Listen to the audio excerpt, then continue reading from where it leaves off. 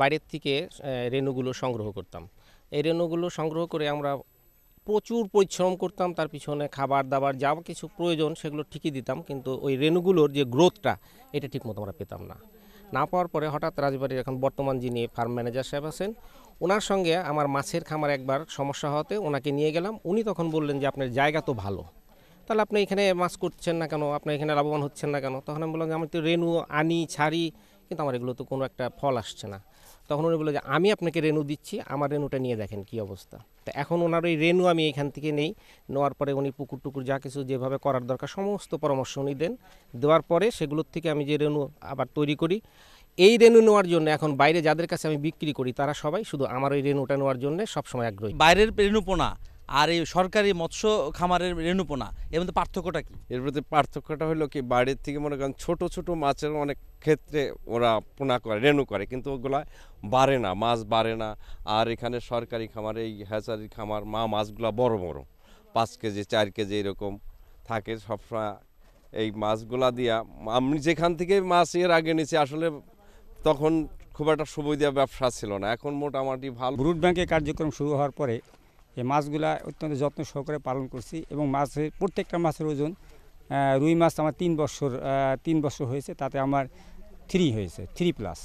এবং কাতলাগুলো 4 থেকে 5 কেজি। এবং এই থেকে আমি রেণু করার পর আমি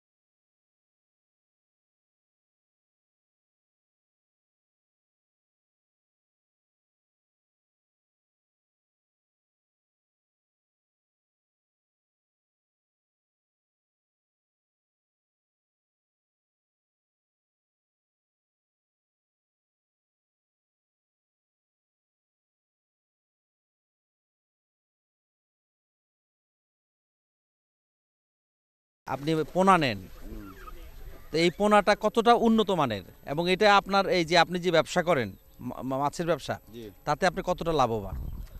এরপরে আমাকে সব নির্ভর করে। আর আমাদের এই যশোর সদর ফার্মের মাছ, নদীর মাছের ব্রুটির ডিম খুব উন্নত মানের মাছ হয়, চারাও বড় হয় এবং যারা নেয় তারাও দ্রুত বিক্রি করতে পারে। প্রাকৃতিক উৎসের রেণু থেকে ব্রুড মাছ তৈরি করে যশোর একটা মৎস্য শিল্পের জন্য খুব বড় একটা জায়গা, যেখানে অনেক প্রাইভেট হ্যাচারি আছে। যে সারা বাংলাদেশের একটা বড় একটা অংশ মৎস্য রেণু কিন্তু যশোর থেকে উৎপাদিত হয়, সাপ্লাই হয়। আমরা নিজেরা সেখান থেকে আবার রেণু উৎপাদন করি, সাথে সাথে এই ব্রুডটাকে আমরা যে বেসরকারি হ্যাচারিগুলো আছে তাদেরকে উন্নত মানের ব্রুড দেওয়ার জন্য আমরা এখান থেকেও তাদেরকে আমরা সরবরাহ করে থাকি। আমরা গড়াই নদী প্রাকৃতিক উৎস থেকে আমরা পোনা সংগ্রহ করে সেগুলো থেকে আমরা মাছ বা ব্রুড মাছ তৈরি করে সেগুলো থেকে আমরা হ্যাচারিতে রেণু উৎপাদন করছি। এবং এই রেণু উৎপাদনের মাধ্যমে আমরা জীবননগর উপজেলায় আমাদের মৎস্য চাষিদের শতকরা 25% আমরা তাদের পোনার চাহিদা এবং অন্যান্য মাছের উৎপাদন বৃদ্ধিতে আমরা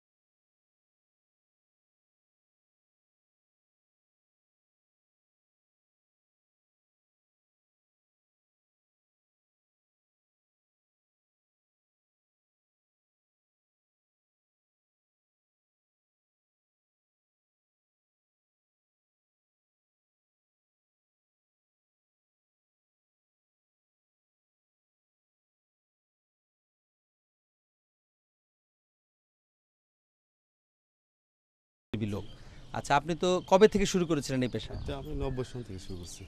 90 সাল থেকে। আচ্ছা, প্রথমে কত টাকা পুঁজি নিয়ে শুরু করলেন আর এখন কয় টাকা?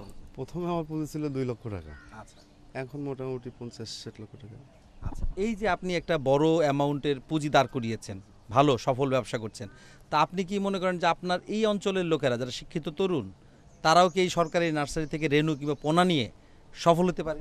হ্যাঁ, অবশ্যই সফল হতে পারে, কারণ এখানকে এই মানে ব্রুটটা সংগ্রহ করে নদীর থেকে, এই জন্য এই পোনাটা দ্রুত বাড়ে। আপনাদের এই অঞ্চলের লোকজনের জন্য, বিশেষ করে মৎস্য উৎপাদনের ক্ষেত্রে আপনাদের ব্রুট বা রেনু কি পরিমাণ কৃষকদের মধ্যে আপনারা দিয়ে থাকেন? আমরা যেমন এই বছর 175 কেজি লক্ষ্যমাত্রা আছে রেনুর, এবং গত বছরের যে ফলাফল আমরা মানে এই প্রাকৃতিক উৎসের যে ব্রুড, সেই ব্রুড আমরা নিজেরা রেনু সংগ্রহ করে, প্রাকৃতিক উৎস থেকে রেনু সংগ্রহ করে আমরা পালন করে ব্রুড তৈরি করছি, এবং গত বছর কিছু ব্রিডিং করা হয়েছে, তাতে কৃষকদের খুব ব্যাপক সাড়া পড়ছে। মৎস্য অধিদপ্তর ব্রুড ব্যাংক প্রকল্প নামে একটা প্রকল্প করছে। আমাদের বাংলাদেশে টোটাল 20 থেকে 20টা খামার এই কার্যক্রম চলতেছে, তার মধ্যে একটা আমার কুড়িগ্রামে আমরা বিশেষ করে যেমন গাইবান্ধা ফুলছড়ি ঘাট থেকে আমরা নদীর প্রাকৃতিক রেনু এনে আমরা 2 বছর থেকে পালতেছি। পালার পর এই বছরে প্রথম আমার রুই মৃগেল মাছের রেনু হচ্ছে। এই রেনুগুলো আমরা চাষিরা নিয়ে যাচ্ছে, তাদের কাছ থেকে আমি ফিডব্যাক পাচ্ছি, হ্যাঁ, যে স্যার এর আগেও কিন্তু আপনার কাছ থেকে আমি রেনু এনেছি, কিন্তু দেখা যায় তার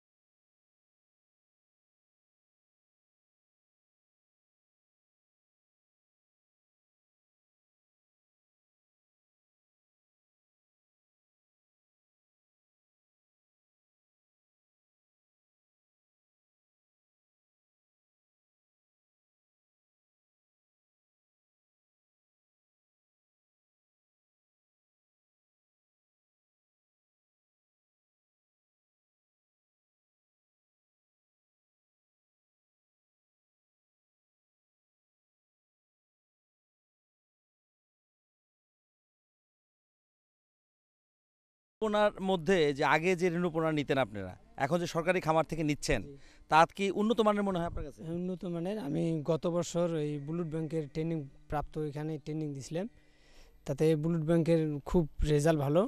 আমি এই বছর প্রথম ব্লুড ব্যাংকের মানে রেনু নিছি, সেটা হলো গত রবিবারের দিন। আর আমি গত কালকে রবিবার পুকুরের মধ্যে জাল টানছি। আমার পোনার বয়সে আমি প্রায় 15 বছর থেকে রেনুর ব্যবসা করি। আমি এই ধরনের রেনু মাছ দেখি নাই। রুই মাছ আমার প্রায় 8 দিনে 1.5 করের মতন হয়ে গেছে। 8 দিন 1.5 কর হয়ে গেছে। আমি এইটা দেখি আমি খুব একটা আশ্চর্য হয়েছি। বর্তমানে আমরা কিছু ব্রুড বাছাই করে নিয়ে সেগুলো ব্রিড করতেছি, এবং এই ব্রিড করার পরে যে রেনু আমরা উৎপাদন করতেছি, এই রেনুটা আমরা এলাকার চাষিদের মাঝে আমরা ছড়িয়ে দিচ্ছি। এবং শুধু এটা এই সটিবাড়িটা একটা মিঠাপুর উপজেলার মধ্যে, শুধু এই মিঠাপুর উপজেলায় নয়, এর পার্শ্ববর্তী যেমন পীরগাছা, রংপুর সদর, আপনার পীরগঞ্জ, সাদুল্লাপুর, এপাশে দিনাজপুরের নবাবগঞ্জ, পার্বতীপুরের একটা অংশ, এখান থেকে রেনু মানে তারা ক্রয় করেন, এবং তারা এই রেনু ক্রয় করে ইতিমধ্যে আমরা যেটা চাষিদের কাছ থেকে আমরা ফিডব্যাক পেয়েছি, তারা এই রেনু নিয়ে অত্যন্ত মানে আনন্দিত। মৎস্য সম্পদের জন্য অন্যতম একটি জনপ্রিয় স্থান হচ্ছে হবিগঞ্জ জেলা, কারণ এই জেলায় রয়েছে অসংখ্য হাওর বাওর, খাল বিল, নদী নালা। আমরা কথা বলছি এই জেলার মৎস্য অধিদপ্তরের জেলা মৎস্য কর্মকর্তার সঙ্গে। আচ্ছা, আপনি আমাদেরকে বলেন যে আপনাদের এলাকায় বিশেষ করে হবিগঞ্জ জেলার মৎস্য সম্পদ উন্নয়ন, বিশেষ করে মাছ এবং রেনু পোনার উন্নয়নের জন্য আপনারা কী উল্লেখযোগ্য ভূমিকা পালন করছেন?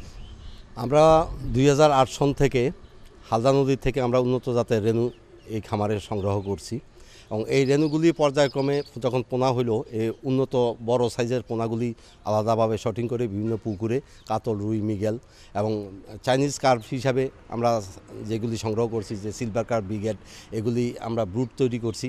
এবং এখানে মেনলি 2টা প্রোগ্রাম, একটা হলো উন্নত জাতের রেনু মৎস্য চাষিদের মধ্যে হবিগঞ্জ জেলার এবং আশেপাশে বাউনবাড়িয়া এরপর দেখা যায় মৌলভীবাজার, সিলেট সহ বিভিন্ন জেলার মৎস্য চাষিরা এখান থেকে উন্নত জাতের এবং উন্নত মানের পোনা রেণু সংগ্রহ করে এবং আমাদের আরও একটি প্রোগ্রাম আছে যে এখান থেকে আমরা ব্রুড মানে ট্রান্সফার করি এবং মৎস্য চাষিদের মধ্যে আমরা উন্নত জাতের ব্রুড আমরা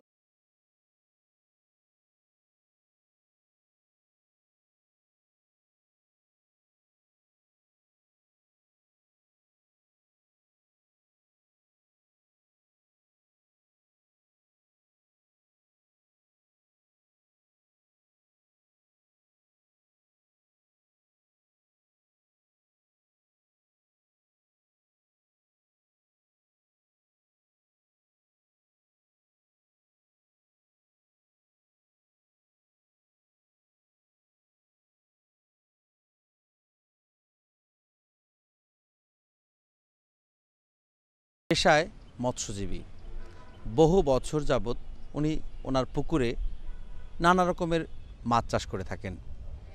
কখনো সফল হন, আবার কখনো হন না। তারপর যথারীতি উনি মৎস্য বীজ উৎপাদন খামারে এলেন, এসে এখানে মৎস্য ব্যবস্থাপকের সঙ্গে কথা বললেন।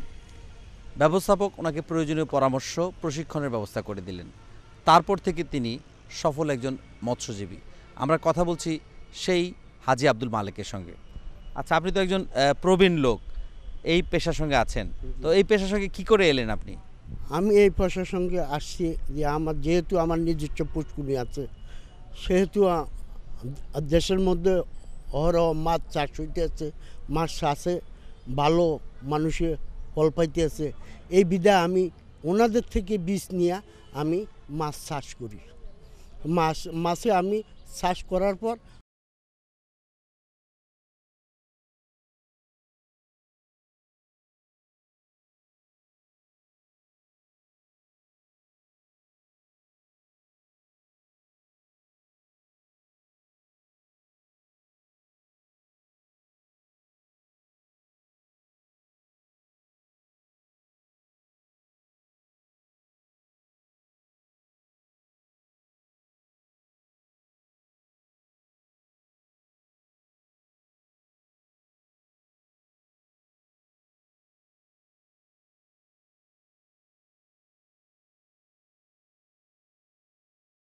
ভূমিকা পালন করে থাকেন।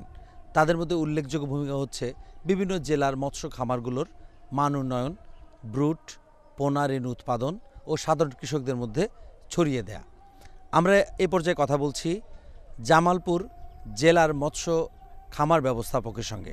আচ্ছা, আপনি আমাদেরকে বলেন যে আপনাদের এই যে খামার, এই খামারের মধ্যে কি কি উল্লেখযোগ্য ব্রুড এবং এই পোনা তারপরে রেণু উৎপাদন করেন? জামালপুর মৎস্য বীজ উৎপাদন খামারে এখানে ব্রুড ব্যাংক শুরু হয়েছে 2008-09 অর্থ বছর থেকে।